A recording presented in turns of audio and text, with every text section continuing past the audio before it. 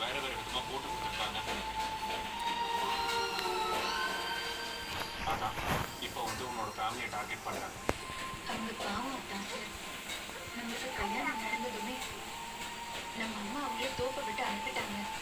பொழைக்க வழி இல்லை. 4 வயிறு சாப்பிட வேண்டாமா? அதுக்காக தான் இங்க வந்து தங்கியிருக்காங்க. நம்ம அம்மா கண்ணில் அவங்க பற்றக்கூடாதுன்னு தான் அவங்கள நானே பார்க்க போறது இல்லை. எப்பயாவது யாருக்கும் தெரியாம போன்ல பேசிக்கிறேன், அவ்வளவுதான். நீ அவங்க கூட ஃபோன் கான்டாக்ட்ல இருக்குன்னு எனக்கு இது வரைக்கும் தெரியாது நந்தினி. என்னால அவங்க பட்ட கஷ்டம் எல்லாம் போதும் தான் கிட்டத்தட்ட அவங்கள ஒளிஞ்சு வாட சொல்லியிருக்கேன். எங்கேயோ அவங்களால முடிந்ததை சம்பாதிச்சுட்டு அவங்க பாட்டுக்கு இருக்காங்க.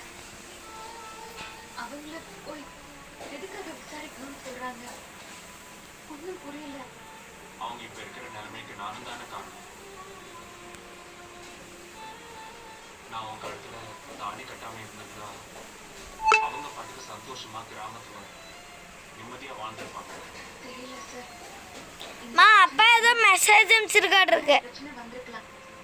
ஆனா யாருக்கும் தொந்தரவு இல்லாம யார் கண்ணிலையும் படாம அவங்க பாட்டுக்கு வாழ்றவங்கள இப்ப எதுக்காக தேவையில்லாம தொந்தரவு பண்ணணும்? இந்த கொலை கேஸ்க்கும் அவங்களுக்கும் என்ன சார் சம்பந்தம்? டிஸ்கவரி எனக்கு ஒன்றும் புரியல. டிஸ்கவரி சேனலுக்குள்ளே போய் பார்த்தீங்கன்னா டிஸ்கவரிஸ் நீ சொன்னியே எவனோ ஒருத்தன் நம்ம டிஸ்கவரிஸ் இதெல்லாம் அவன் வேலையா தான் இருக்கும். பாவம் சார், என்னோட தங்கச்சிங்க ரெண்டும் டிஸ்கிரிப்ஷன் வீடு வேலை டிஸ்கிரிப்ஷனில் இருக்கு, இது ரெண்டு தவிர பார்த்துக்கோங்க. அவங்களுக்கு வேற எதுவுமே தெரியாது. நந்தினி அவங்க குடி இருக்கிறதும் சாதாரண ஏரியா. அங்க போய் அவங்க வீட்டு வாசல்ல போலீஸ் போயிட்டேன்னா அக்கம் பக்கத்துல பாக்குறவங்க எல்லாம் என்ன நினைப்பாங்க? அவங்க நிலைமையை யோசிச்சு பாருங்க சார். அதுக்கப்புறம் அவங்களால நிம்மதியா வாழ முடியுமா? ஏய் நந்தினி அழாத ப்ளீஸ் நந்தினி அழாத.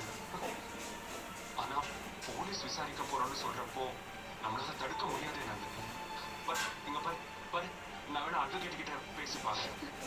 அச்சா சார்,